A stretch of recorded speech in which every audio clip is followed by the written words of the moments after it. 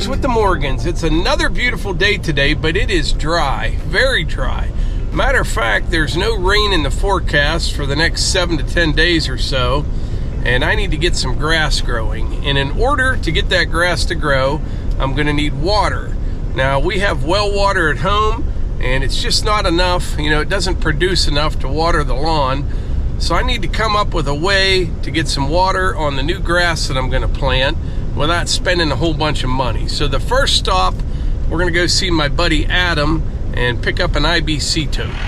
All right, we're at Adam's, loading up the, this is a 330 gallon tote.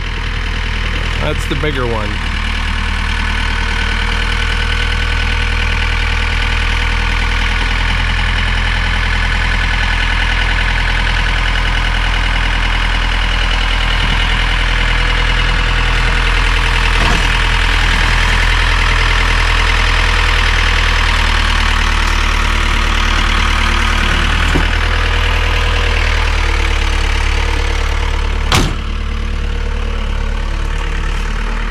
That'll work.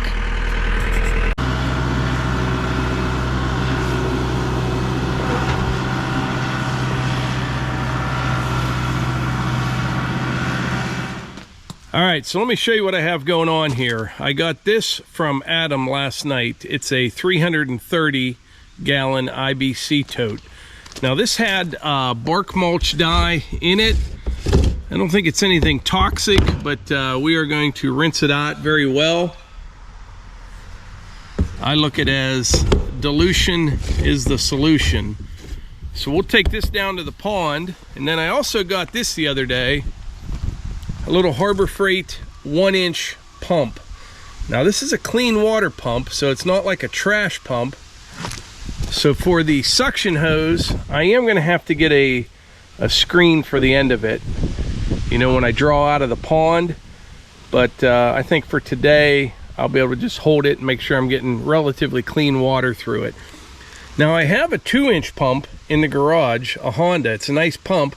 It's pretty heavy. I was looking for something a little bit lighter, a little bit smaller. But I've got the pump, suction hose, discharge hose. I had a couple of these fittings, and I had to buy a couple more reducers. But all in with the discharge, pump, suction hose, and tank, I'm under 300 bucks for everything. Now if this works the way that I want it to, what I'll do, I'll make a skid for the tank to sit on and have the pump on the side of that skid, because like right now I'm gonna have to make 2 trips. I'll take this down to the pond, then I got to take the pump down, and I'll have to do the same thing to get it back up here and set up. But if I have everything on a skid, it should work out really well. And if I do that, I could put some valves on the suction of the pump, or I could draw out of the pond or draw out of the tank. But if it works, I'll get it set up right. But today we're just gonna test this all out. Now, like I said, this is 330 gallon. So that's about 2,600 and some pounds of just water. With the tank, you know, the pallet, all that, you're looking at 2,800 pounds or something. So the tractor will be able to take it down, but I'll use the skid loader to bring it back up. That's pretty heavy. And then if I make that skid, I'll make it out of white oak. That'll add a couple hundred more pounds, but it'll be no problem for the skid loader. This pump was on sale, 199 bucks plus tax. Got your owner's manual. I'm not going to do an unboxing and all that, but just give you an idea what it looks like when you open it up. Before you use, fill gas, fuel stabilizer. I'll use ethanol free, engine oil, prime pump with water. I just discovered a little added bonus. There is a strainer that came with the pump. Now the suction hose you have to buy separately, but the strainer, like I said, came with the pump. That's good. So obviously this is the inlet. This is where the suction hose will connect. This is the outlet. I don't know if you can read that. It says it may be tested without water for no more than 10 seconds. Definitely not a good idea to run a water pump without water in it. But we're just going to fill it up with gas, oil. We'll take it down to the pond, prime it, and see how it does. There's the quick start guide that came connected to the pump.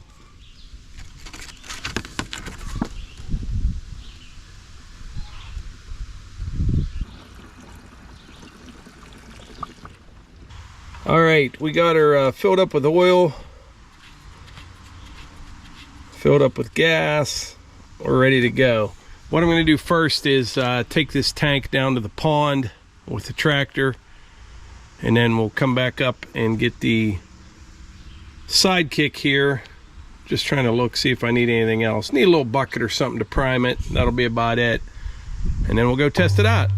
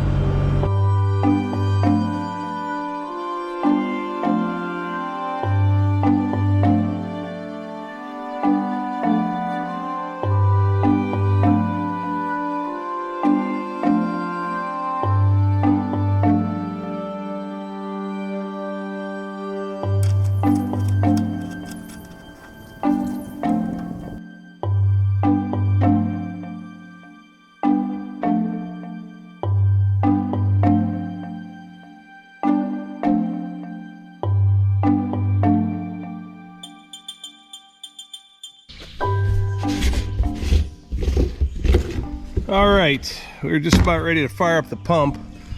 The pond is down pretty low.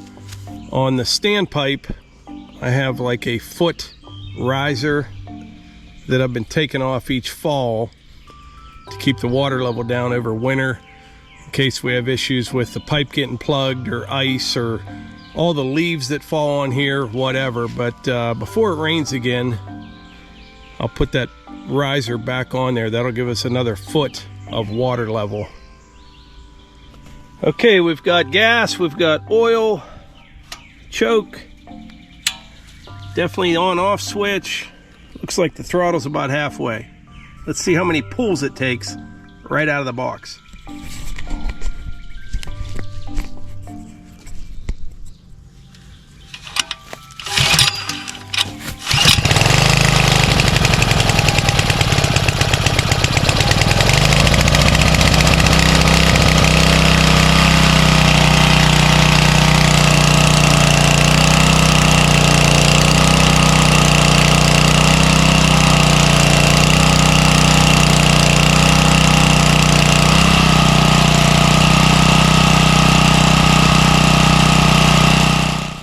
Okay, a couple things. I haven't had it pick up prime yet, but I just noticed the suction hose is a little bit loose, so I don't know if it's sucking some air. But we're going to tighten this down, fill it back up again.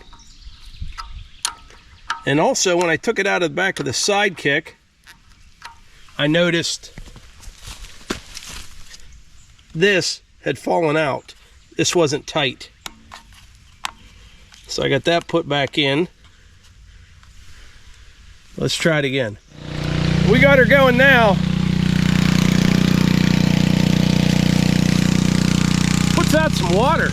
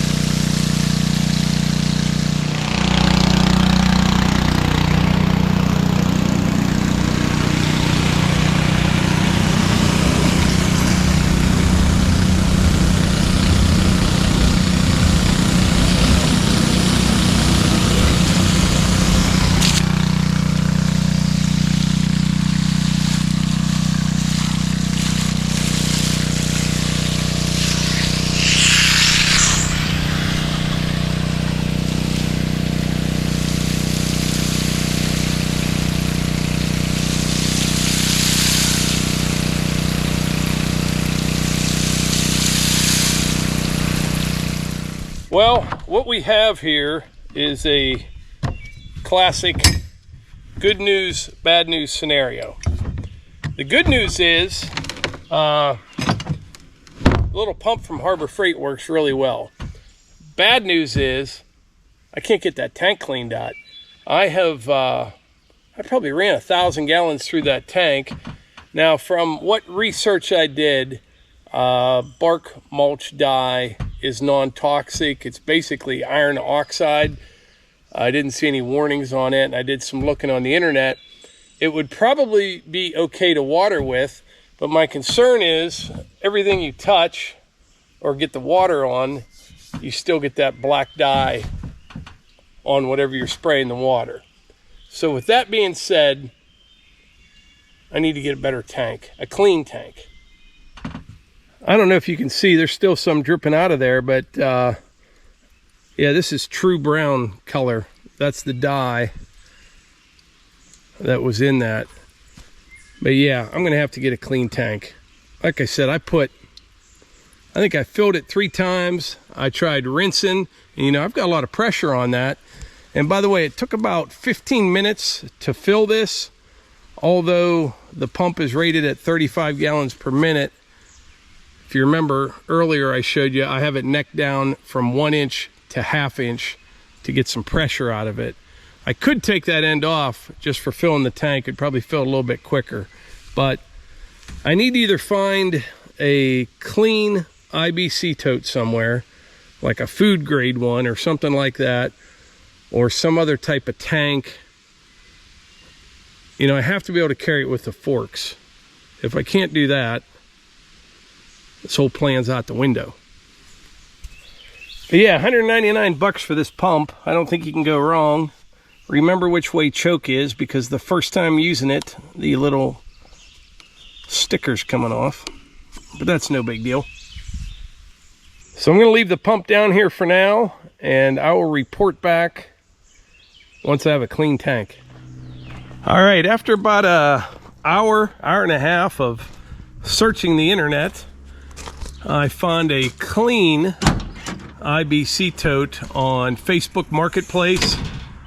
This one is a 275. It's a little bit smaller. They have some 330s coming in, so I'll get a couple of those that are clean as well. But if you find these things, make sure you check and see what was in them, because they put just about every type of chemical in these, and you obviously don't want something nasty on your lawn or you know, in your garden. So this one's clean. I'm going to unload it with the tractor, and then I think I'll throw the forks on the skid loader, take it down to the pond. We'll fill it up, and when we come back up, we will we're just going to test it out on this section of lawn over here. And then tomorrow I need to plant some grass. We'll refill it and use it tomorrow as well. I like trying to keep this grass relatively green up until the 4th of July, because we have a bunch of people come over. I remember one year it was real dry like this, and by the time the party was over, the yard was pretty much total dirt. You know, the grass was just breaking off. It was brown and dry and nasty. So I'm going to try to keep it green until July 4th, and after that, I really don't care.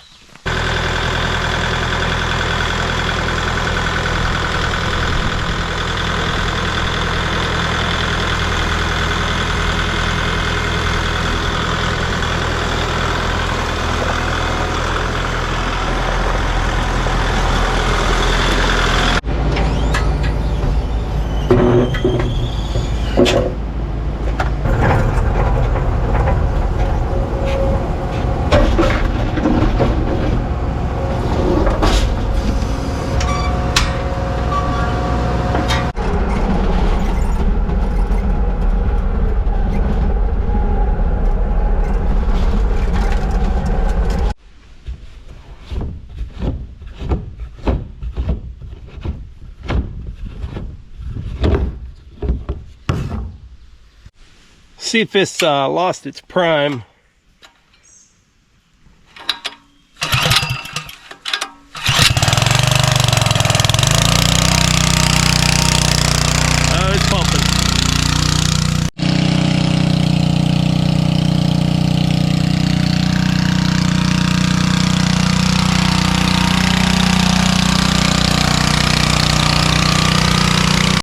right, it took 11 minutes to fill that tank up. 200 and, yeah, it's a 275. 11 minutes. I thought about mounting a tank in the back of the old highboy, but it's pretty rough getting down here. This section right here isn't bad, but as you get closer to the wood yard up there, it gets real steep.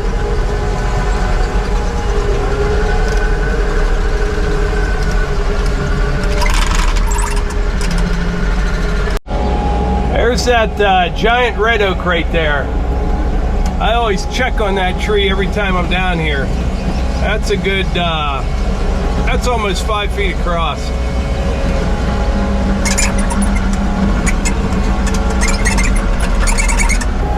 Yeah, right here is where it gets real steep. No problem at all for the skid loader though. Boy, if that tank had bust open, I would get drenched right about now. All right, got the tank up here. No problem at all. I'm gonna run down and get the pump and we'll try it out on this end.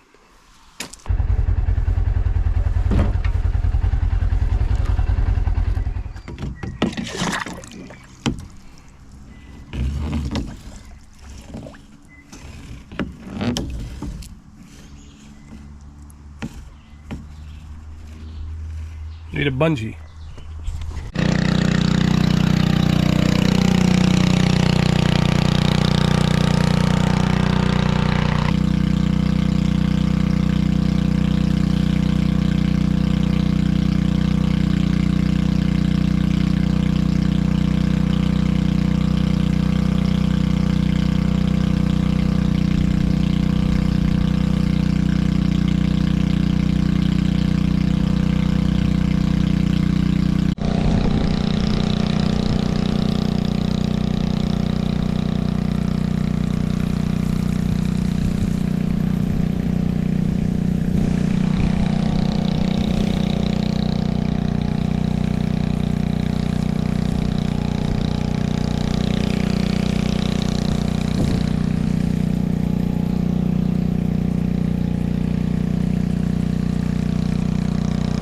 All right, that actually works out pretty good. I can definitely use a 330 gallon tank instead of that one right there. The skid loader will have no problem at all carrying it. And like I was saying, you know, I could set that on a big skid made out of white oak, have the pump sitting right beside it. I could put a T on both the discharge and the suction. And you could hook one of the lines up right to the tank. There's a ball valve on the other side of it for when you're watering. You could flip that valve and just throw the suction hose in the pond. And same with the discharge. You could have a T on it with a valve, and you could probably just have like PVC pipe come up right into the tank to fill it. There's a lot of different things you could do, but like I said, it's going to be dry for a while. Tomorrow, I'm going to be planting some grass in another section of the lawn, and I'm definitely going to need water. Nothing will grow like this. The 1-inch pump is a pretty good size. Years ago, I did kind of the same thing with a 2-inch Honda trash pump. All that area going down to the wood yard, that used to all be trees. And when I cleared on both sides, I planted grass. We had a year very similar to this one, not much rain, and I necked that 2-inch down to 3/4, and I'm telling you, you could barely hold on to it. It worked out really well though, but you had to point it up at the sky and just kind of make it rain. If you pointed it at the ground, it would blow a hole in it. There was that much pressure, but 1-inch I think is pretty good. It only takes, like I said, 10-11 minutes to fill that tank. I think that's pretty good. But anyway, before I wrap this video up, I want to show you a nice old truck that my buddy Adam got. I checked it out when I was up there picking up the first IBC Tote. So Adam, you got a new truck since I was here last. Yeah, I bought something to go ride around in, I guess. This thing's been sitting in the same place for 18 years, and I've seen it there, and I was never really a fan of the green color of it. but oh, so you've seen this truck for years? yeah. In fact, I stopped and looked at it maybe 4 or 5 years ago and decided I didn't need it. Then I don't know, I got a bug up my butt, and I told my wife I wanted to buy an old truck. She said, go buy an old truck.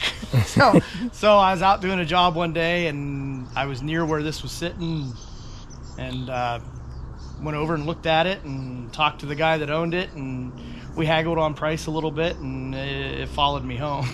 And it's a 79 with a 351? Yeah, it's a 79 F250. It's full-time four-wheel drive. I've had a couple of these trucks, and I've never had one that was full-time four-wheel drive. And a lot of people don't understand how those work on these. In fact, the guy that owned the truck that I bought it off of wasn't sure. He's like, because on your transfer case selection, you have four-wheel drive lock, neutral, low range, and then low lock. And so essentially when it's in four-wheel drive, it's all-wheel drive. The transfer case is open just like a newer car, all-wheel drive car is today. And then when you lock it in, it locks the front and the rear ends together, and it's true four-wheel drive then. Yeah. So they actually had all-wheel drive back then, really? Exactly, yeah. And in fact, it has an indicator light on the dash that tells you it's locked. Yeah. The body's in great shape. Yeah, that's the truck has 44,000 original miles. The guy I bought it off of a 90-some-year-old man up around Cockerton. I have you can look at the original sales receipt. Oh, so let me guess. Original sales receipt, 1979. Yep. I'm going to throw something out there, Adam. I'm going to say $5,600. You're pretty far off, Mike. And to be honest, I would have said the same thing. Can we show that on there? Yeah. So it came from Wentworth Auto Sales in Guys Mills, PA, and it had some dealer installed options, and I believe this was the total here. This 9,000. 9,000. Wow. See, I think my Highboy was like, no, that's a 70, but I think it was like 3,900 or 4,100 bucks or something. It's crazy. It was a $9,000 for $9,000 truck. There was. Definitely has some options on there. Yeah, yep. They had a rear. The options it had was rear sliding window and the tool storage box. So this has the tool. Oh yeah, under the bed, like. Yeah, yep. Oh yeah. And usually these are all rotted out and stuff, and it's really nice too. They always had them on the camper specials. Yeah. Well, and then Ford had a trailer special or something. They actually had a longer wheelbase, and this was a spare tire in here. There was a bigger area. The beds are completely different. They look the same, but the rear axle sits further back in the wheel well, and there's a big door. But those were like trailer specials or something. No, is the fuel tank under the bed? Yeah, it's in the back of the truck. Wonder what year they changed from behind the seat, like mine. Yeah, probably mid 70s or something. Must have been, because I have a 76 at my dad's that has the tank behind the seat. Okay. And then you're doing a bunch of work on your dump truck over here. Nice job on it. Yeah, it's a slow-moving project.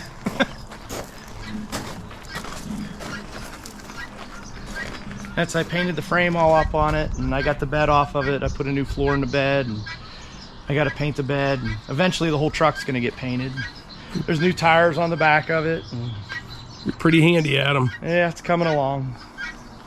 Yeah, this is really nice, especially for the Northeast to be in this good a shape, you know? Yeah, that's the guy I bought it off of when he bought it, which was like 2002. He said when he went to look at it, it was nosed in a barn, and there was these dirty grease marks all over the side of it. And he couldn't figure out what it was, and here the old man that owned it, every time the paint got chipped, he would smear grease on there to keep it from rusting. And they said the whole side of it, both sides were just full of these greasy, dirty marks on the sides of the truck. And then they got it. They had the truck repainted, and they didn't like how the paint job came out, and it's been sitting ever since they got it. So I brought it home. Mike, I put a fuel pump on it, and I rebuilt the carburetor, and the truck starts up pretty good now. I need to put a tune-up on it. It's coming this week. But I was amazed at how easy the truck started from sitting, old gas in the tank. Oh, yeah. Yeah, it's nice. Now you need a gun rack in the back. That's right. Yeah. Yep. Screaming for one of them. Yeah.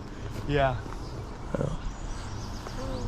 All right, man. Well, I think I'm going to hit the road. All right. I appreciate it. Buddy. Yep. Thanks. Yep. Thank you. Adam is a really good guy. We became good friends the last couple years. I met him through the channel. I think he emailed me that he had IBC totes, and I went up there the first time, and we stay in touch. But he's a really good guy, very handy as well. But anyway, I think that's about it for today's video. I appreciate y'all being here, and I will catch you on the next one.